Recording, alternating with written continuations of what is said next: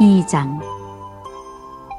저희가 떠난 후에 주의 사자가 요셉에게 현몽하여 가로되 헤롯이 아기를 찾아 죽이려 하니 일어나 아기와 그의 모친을 데리고 애굽으로 피하여 내가 네게 이르기까지 거기 있으라 하시니 요셉이 일어나서 밤에 아기와 그의 모친을 데리고 애굽으로 떠나가 헤롯이 죽기까지 거기 있었으니 이는 주께서 선지자로 말씀하신 바 애굽에서 내 아들을 불렀다 함을 이루려 하심이니라.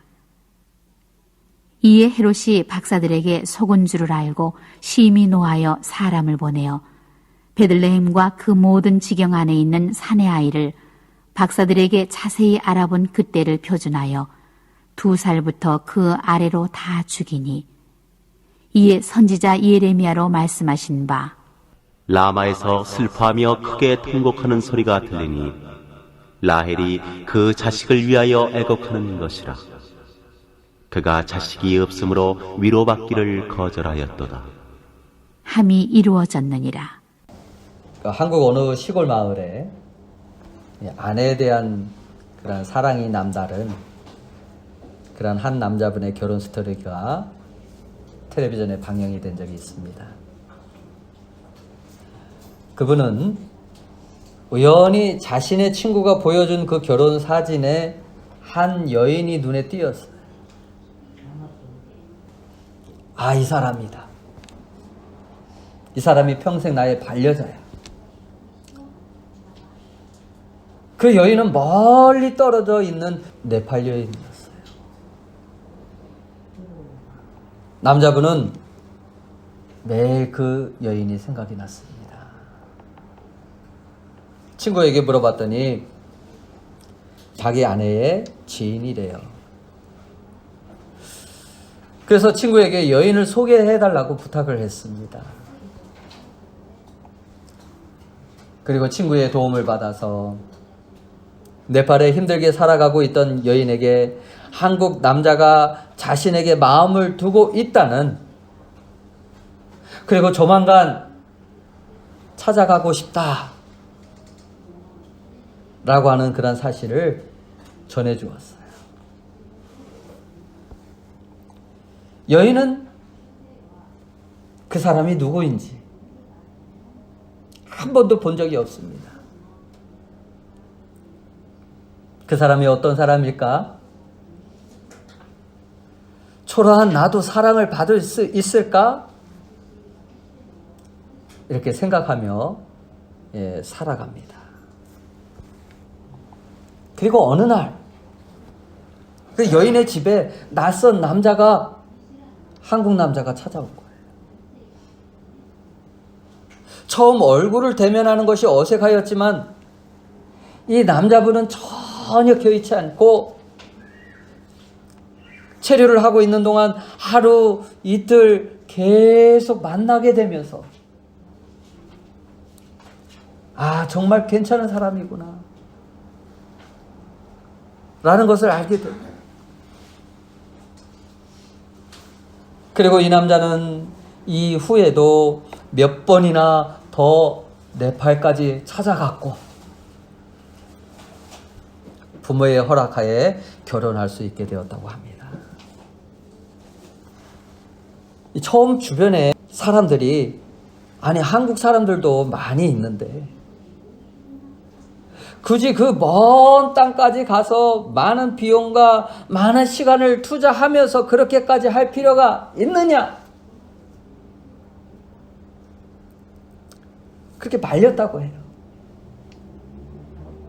그러나 이 남자분의 관심은 오직 한 사람, 그 여인뿐이었어요. 오늘도 많은 관심을 가지고 사랑을 가지고 우리를 지켜보시는 분이 계시는데 그분이 누구일까요? 하나님이에요. 하나님. 환경이 어떠하든 잘났던 못났던 우리를 사랑하시기로 하나님은 작정하셨어요. 예수님이 2000년 전에 이 땅에 오신 목적은 바로 우리를 구원하시고 자기의 생명을 아낌없이 주면서까지 사랑하기 위해서. 누구를요? 나를. 어느 추운 겨울에 한방눈이 몹시 내리는 그런 성탄절이 되었습니다. 한국에도 눈이 많이 왔다고 그러죠. 신앙이 좋은 남편을 따라서 성탄 예배를 드리고 집으로 돌아가는 아내는 이 궁금증이 풀리지가 않았어요. 어떻게 하나님이 인간으로 오실 수 있지? 난 아무리 믿으려고 해도 믿을 수가 없어요. 그때 남편은 의심하는 아내에게 계속 설명을 했지만 소용이 없었어요. 믿어지지 않는 걸 그걸 어떻게 해요? 근데 집 앞에 이르러서 이상한 광경을 보게 되었습니다. 눈이 많이 쌓여서 먹이를 얻지 못한 참새들이 집 앞에 힘없이 바닥에 떨어져 있는 그런 모습을 본 거예요. 남편은 얼른 먹이를 가지고 와서 그 새들에게 던져주었어요. 그러나 새들은 있는 힘을 다해서 날아가면서 도망을 가버립니다. 남편은 얼른 먹이를 가지고 주었는데도 불구하고 새들이 그거를 몰라보던 거예요. 새들아, 난 너희들을 해하려는 것이 아니야. 이것을 먹지 않으면 너희들은 굶어 죽어. 이 뜻을 어떻게 너희에게 전할 수 있니? 내가 새가 되지 않는 한. 이 말을 듣고 있던 아내는 문득 생각이 스쳐 지나갑니다. 풀리지 않았던 그 궁금증이 갑자기 풀려지는 거예요. 그래, 하나님이 인간에게 계속 사랑을 베풀었지만 인간들은 하나님 품을 떠났었던 거예요. 알지 못했던 거예요. 인간이 하나님의 사랑을 깨달을 수 없었기 때문에 어쩔 수 없이 하나님이 인간으로 오신 것이구나. 예수님은 그 사랑을 십자가로 표현을 하셨던 거야. 그래요. 하나님이 우리를 사랑한다. 우리는 말만 들으면 어떻게 사랑하는데요? 궁금할 수 있어요. 그런데 몸소 그분이 오셔서 십자가로 우리의 죄를 대신해서 죽으셔서 그 사랑을 표현하셔요. 아내는 고개를 떨구면서 조용히 집 안으로 들어가서 무릎을 꿇고 눈물을 흘리며 감사의 기도를 드렸습니다. 여러분, 본래 우리들은 어떤 사람들이었습니까? 우리 스스로 죄에서 구원할 수 없는 그러한 존재들이었어요. 우리의 죄를 가지고 하나님께 나아갈 수도 없었고 의인이라고 부를 수도 없었던 존재들이었어요.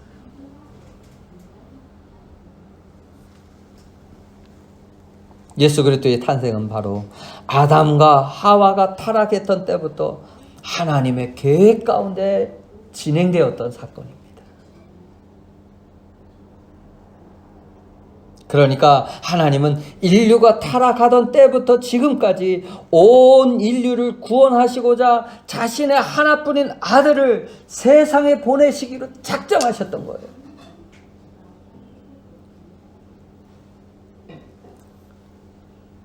그것은 하나님이 자신이 모든 인류의 죄를 대속해야만 인간과의 관계가 회복될 수 있다는 것을 아셨기 때문에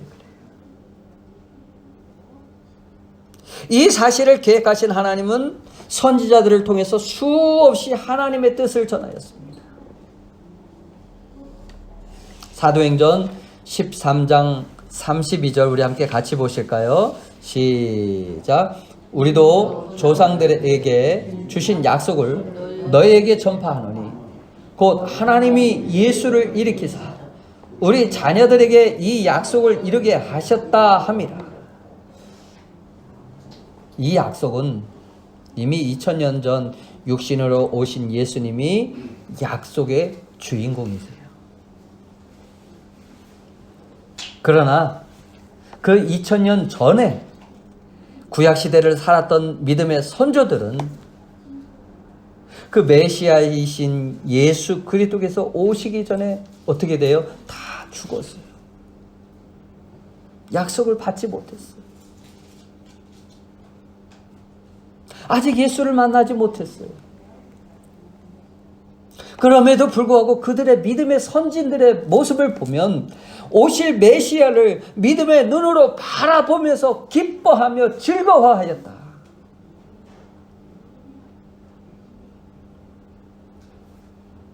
그들은 약속을 붙잡고 그런 환난과 핍박이 왔음에도 불구하고 자신들의 믿음을 굳게 지킬 수 있었어요. 그런데 우리는 여러 면에서 구약의 성도들보다 나은 상황에 있지 않습니까? 예컨대 구약의 성도들은 자신들의 죄사함을 받기 위해서 어떻게 했습니까? 매번 자신이 죄를 지을 때마다, 마음으로 생각으로 죄를 지을 때마다 짐승을 잡아서 피를 흘려요. 그러나 신약의 성도들은 그렇게 할 필요가 없어요. 이 땅에 오신 하나님의 아들 예수님께서 십자가에서 이미 우리를 위해 속죄 제물로 드리셨기 때문에 그래요. 예수님께서 십자가에서 피 흘리시면서 그 흘린 보혈로 우리의 죄를 용서해 주셨기 때문에 그래요.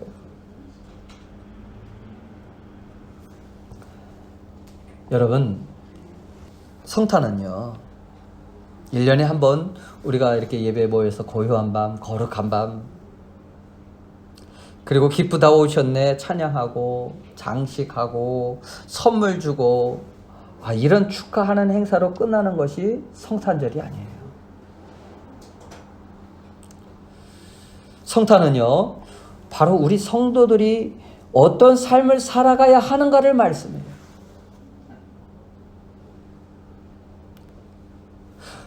우리는 예수 그리스도로 말미암아 값없이 하나님의 은총을 받은 사람들입니다. 우리는 약속을 받은 사람들이에요. 우리에게는 완성된 성경도 있습니다.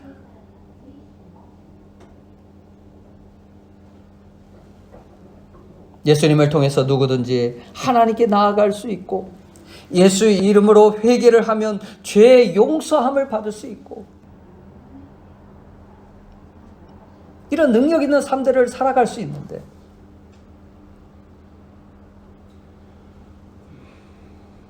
그래서 우리는 구약의 성도들보다 어떻습니까? 더 확실한 신앙의 조건을 가지고 있는 사람들이에요. 그럼에도 오실 메시아를 바라보며 약속을 붙들고 환난과 핍박을 이겼던 그 구약의 선조들과는 달리 우리는 무엇을 바라보고 있을까요?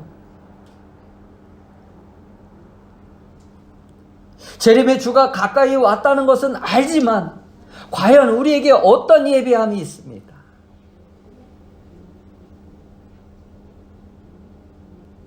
우리가 그런 생각이 없이 살아간다면 성탄절은 아무 의미 없는 거예요.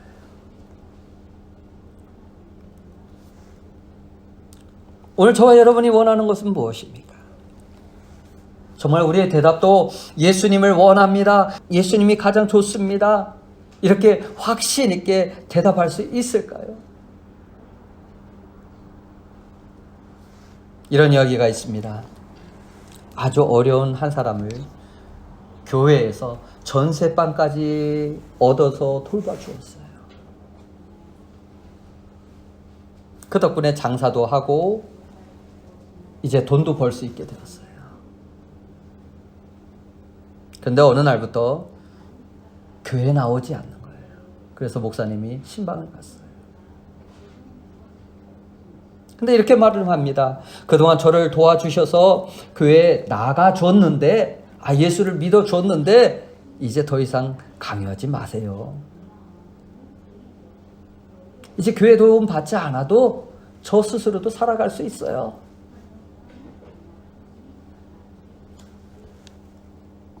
우리가 교회에 가서 헌금도 하고 예배 드리는 것만이 전부가 아니에요.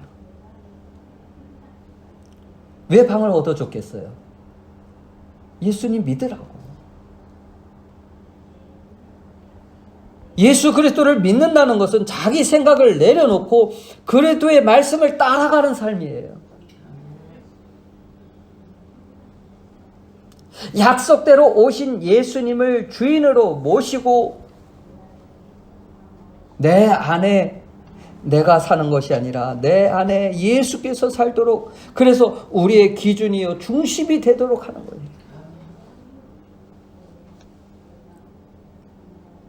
그리고 다시 오실 예수님을 맞이하기 위해 인내하면서 좋은 열매를 맺어가는 것이 바로 성탄절의 진정한 의미입니다.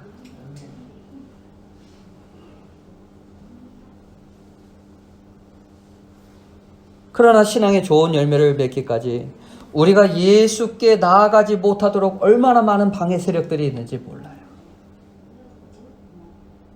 이 사단은요, 성도들이 그리스도께 나아오는 것을 막기 위해서 수단과 방법을 가리지 않습니다.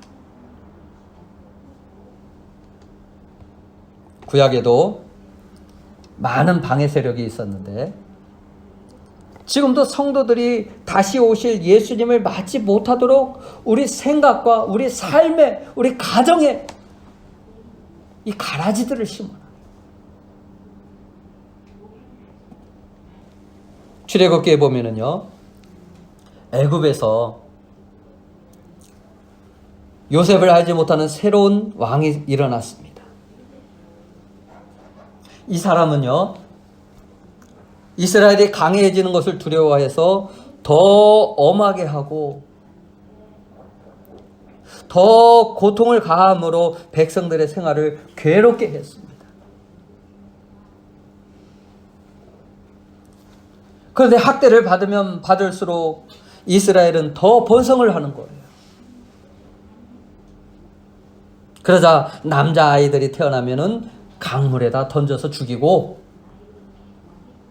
여자아이들은 그대로 낳아 기르도록 해라.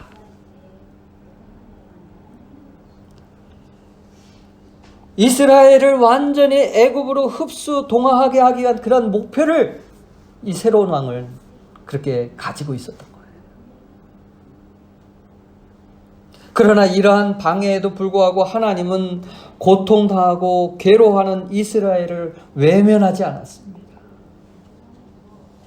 그들을 구원할 한 구원자를 보냈는데 그가 누구입니까? 모세예요. 모세를 통해서 이스라엘을 구원하고 그들의 생명을 보존하게 하신 거예요. 오늘도 예수님 안에 살아가는 그러한 성도들을 그 누구도 우리의 생명을 빼앗을 자가 없다는 사실을 믿으시기 바랍니다. 사단이 아무리 엄습한다 할지라도 예수 안에 있으면 사단도 어떻게 할 수 없어요. 그런데 자꾸 예수님 안에 있지 않고 벗어나려고 하니까 사단의 밥이 되는 거예요. 그리고 주전 586년에 바벨론에 의해서 남유다가 멸망당하면서 이제 수많은 그런 사람들이 바벨론의 포로로 잡혀가게 돼요. 이 바벨론 이후에 메대와 바사라는 나라가 세워졌는데 거기에 군대 장관 하만이라는 사람이 일어납니다. 이 하만은요, 이스라엘 사람이 항상 눈에 거슬리게 되자 이 모든 유대인들을 다 말살해야 되겠다. 그래서 그 계획을 세우고 왕의 허락을 받아가지고 도장까지 딱 받게 돼요. 이제 돌이킬 수 없는 그런 상태까지 가게 되었습니다. 이 일을 하만이 스스로 계획한 것이 아니라 배후에 사단이 있었어요. 왜? 그 이스라엘 자손으로 오시는 예수님을 못 오게 하려고.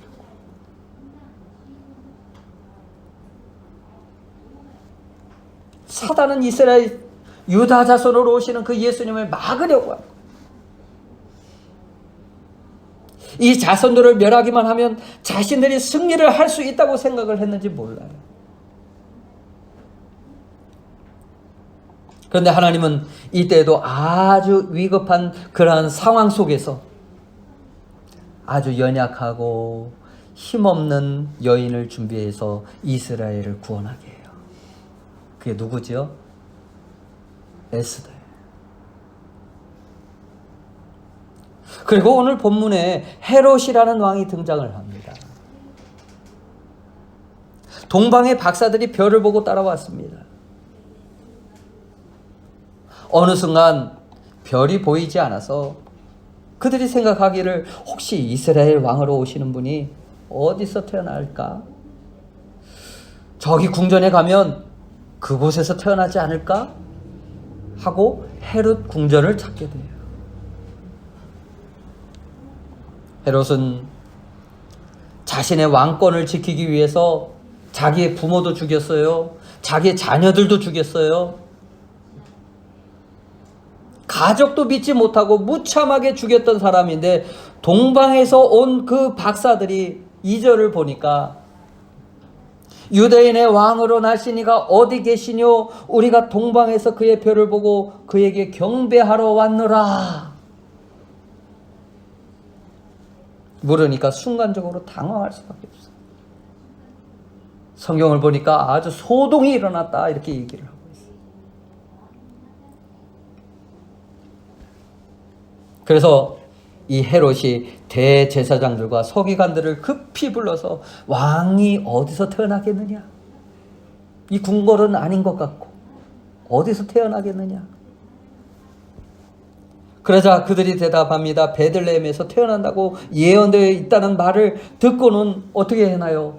동방에서 온 박사들에게 가서 너희가 베들레헴에 가보라고, 그리고 그 왕을 찾으면 다시 나에게로 와서 알려줘서 나로 하여금 그들에게 가서 경배하게 할 수 있도록 해라.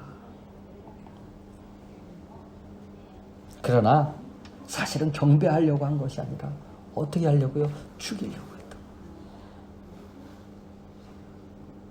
박사들이 돌아오지 않자 헤롯은 베들레헴 지경의 2살 미만의 아이들을 죽이라고 명하여 그 아이들만 2만 명.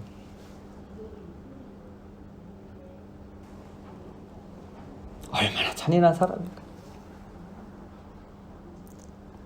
그렇게 하나님은 위기와 고통 가운데 피할 길을 주시고 예수님 탄생에 이르기까지 그런 악의 도전으로부터 보존해 주셨어요. 그리고 이스라엘을 끝없이 말살하려는 그런 도전과 같이 오늘 성도들에게도 믿음을 갖지 못하도록, 예수를 만나지 못하도록 그러한 도전은 계속되고 있다는 거예요. 사단은 지금도 우는 사자와 같이 어떻게 해요? 산길차를 찾아서 온 세상을 돌아다니면서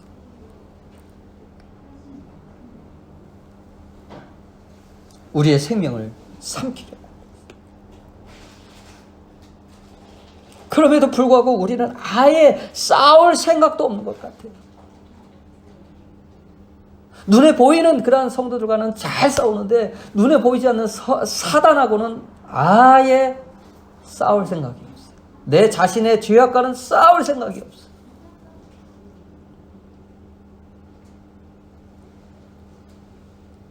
유치원에서 흔히 그런 질문을 합니다. 여러분, 그러면 돼요? 안 돼요? 그러면 다들 뭐라고 해요? 그러면 안 돼요. 예수님을 향한 악의 도전이 계속되었다면 우리의 도전은 천국 가는 그날까지 나의 믿음을 지키기 위해서 힘써야 할 줄 믿습니다. 싸워야 할 줄 믿습니다. 싸우지 않으면 믿음 다 빼앗겨요. 다시 오실 재림의 주를 맞이하지 못해요.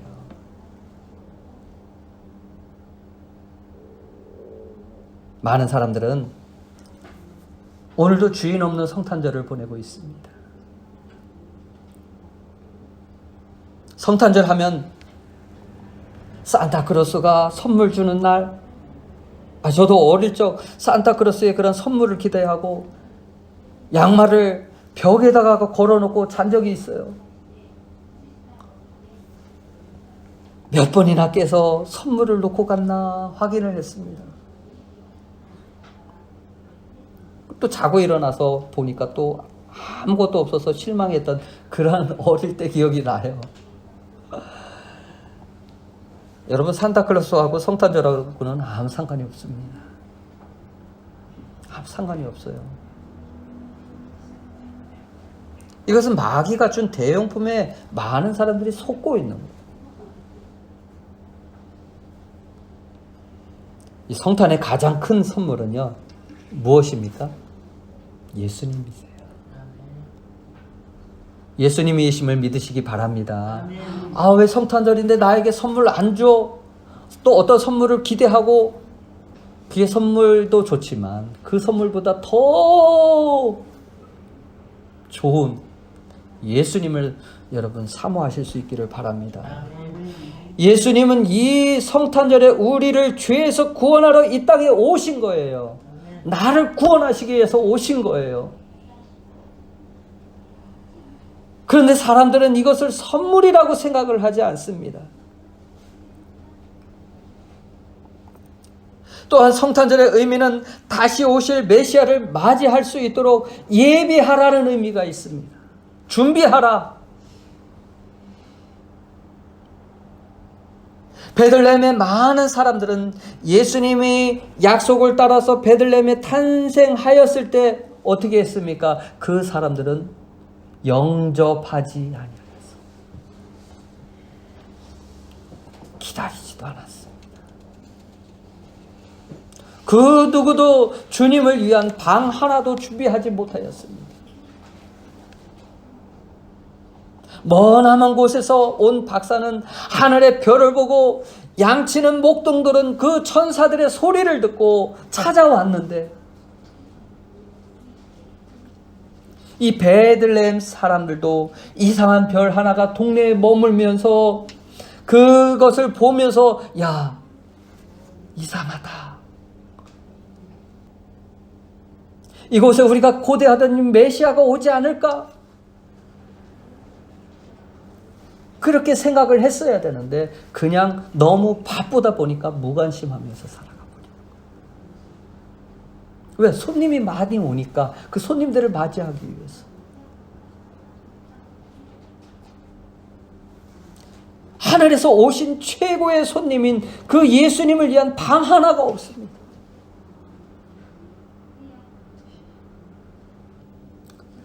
이 베들레헴은 그런 상황도 아니에요. 하늘에 손님이 왔는데도 그 사람들 잠깐 양보 좀 해줘요 하고 귀한 손님 왔으니까 맞이하겠습니다. 그런 것도 없었어요. 결국은 마구간 말고에 나셔야만 했습니다. 이 베들레헴은 예수님이 탄생하신다고 예언이 되었던 거예요. 이스라엘의 왕이 태어날 곳이 어디냐 묻고 있는 그 헤롯 앞에 서기관들은 유대 베들레헴입니다. 대답할 정도로 잘 알고 있는 지역이에요. 몰라서 예수님을 맞을 준비를 안 한 것이 아니에요. 할 마음이 없었던 거예요. 관심이 없었던 거예요. 종교의 형식과 의식은 많았지만 예수님 오시는 것에 대해서는 관심이 없었습니다. 사는 것이 바빠서 베들레헴에 오면 오는 것이지 나하고 무슨 상관이 있느냐. 이것이 베들레헴 사람들의 문제였어요.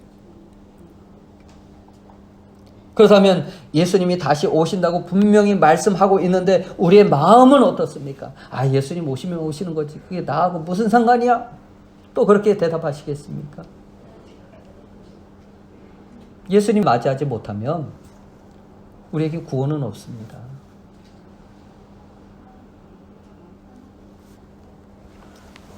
우리도 다시 오실 주님을 맞이하기 위해 관심을 가지고 의식하며 살아가야 할 줄 믿습니다. 사단은 이러한 사실을 잊어버리고 살아가게 해요. 방해해요. 관심을 두지 않게 합니다. 하나님과의 관심을 멀어지게 합니다. 그러면 어떻게 해야 돼요? 자꾸 예수님 다시 오신다, 이 생각을, 다른 거는 몰라도 이 말씀은 자꾸 내 마음판에 새기고 생각하며 살아가야 돼요. 의식하며 살아가야 돼요. 잊어버려서는 안 돼요. 왜? 내 생명하고 같이 달려있기 때문에. 이렇게 도전해 오는 악의 세력으로부터 방해가 있다 하더라도 예수 그리스도가 하나님의 계획과 약속을 따라 회복시키러 다시 오셨다는 사실을 알고 우리도 역시 예수 그리스도를 구세주와 주님으로 알고 영접해야 할 줄 믿습니다. 그분과 더불어 함께 살아가는 삶을 살아야 할 줄 믿습니다. 이러한 방해에도 불구하고 예수님은 오셨습니다. 또한 이러한 방해에도 불구하고 예수님은 다시 오실 거예요. 나를 구원하시려고 예수 믿는 주의 백성들을 천국에 데리고 가시려고 다시 오실 거예요.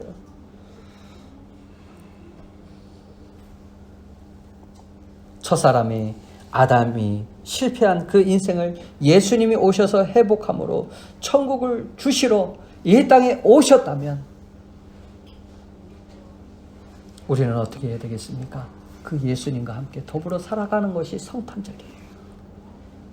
그 예수님과 함께 하는 것이 성탄절이에요. 우리는 어떤 방해와 도전이 있다 해도 끝까지 예수님을 믿어야 할 줄 믿습니다. 그리고 실수가 있다고 해도 그 실수를 변하여 선을 이루는 하나님을 바라보면서 이제는 그리스도 안에서 새롭고 밝게 삶을 살아가야 할 줄 믿습니다. 이 청년 둘이 있는 흔들다리를 건너가게 되었어요. 이 건너가는 도중에 한 청년이 다리 밑을 보니까 물살이 빠르게 흐르고 막 끝이 없어요. 떨어지면 큰일 나겠구나. 옆에 벼랑을 보니까 끝이 없는 절벽이에요. 그것을 보고 있던 청년은 다리가 풀리면서 더 이상 앞으로 나아가지 못하고 주저앉아 버리게 되다.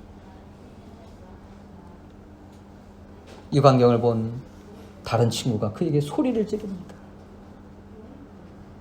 위를 봐! 하늘을 보면서 앞으로 나아가! 그렇습니다. 우리의 앞을 가로막은 여러 장벽을 바라보면 도저히 헤쳐나갈 수 없을 거예요. 낙심하게 될 거예요. 실망하게 될 거예요. 하지만 위를 바라보고 믿음을 가질 때 하나님의 능력을 통해서 기적이 일어나게 됨을 믿습니다. 이처럼 성탄은 바로 우리를 죄에서 구원하시고자 하나님의 사람의 몸으로 이 땅에 오신 예수님을 끝까지 바라보면서 믿음으로 살아가는 것, 이것이 바로 성탄절의 의미입니다. 이 사실을 잊지 마시고 여러 방해 세력이 있다 해도 약속의 말씀을 붙잡고 우리도 승리하십시다. 예수님께서 승리하셨다면 우리에게도 승리할 수 있는 힘을 주실 거예요. 연약하게 넘어져 있는 성도에게 우리 함께 가자고, 힘을 내자고, 주가 승리케 하셨다고 위로하고 격려함으로 천국을 향해 나아갈 수 있습니다. 여러분, 오늘도 하나님은 여러 방해가 있는 가운데서 우리에게 힘을 주실 것입니다. 능력을 주실 것입니다. 뿐만 아니라 내가 어떤 실수를 했다 할지라도 그 실수를 따라 벌하지 아니하시고 그 실수를 변하여 복이 되게 하시는, 이것을 경험하는 복된 성도들로 살아가는 삶이 되시기를 예수님의 이름으로 축원합니다. 우리 함께 같이 기도하시겠습니다. 기도하실 때 주여 우리 안에 성탄절의 의미를 바르게 알고 이 땅에 오신 예수님을 끝까지 바라보며 다시 오실 예수님을 예비하며 살아가는 삶이 되어지게 하여 주시옵소서. 하나님과 멀어지지 않게 하여 주시고 더 가까워지는 그런 삶을 살아가게 하여 주시옵소서. 우리 함께 같이 기도하시겠습니다. 하나님 감사드립니다.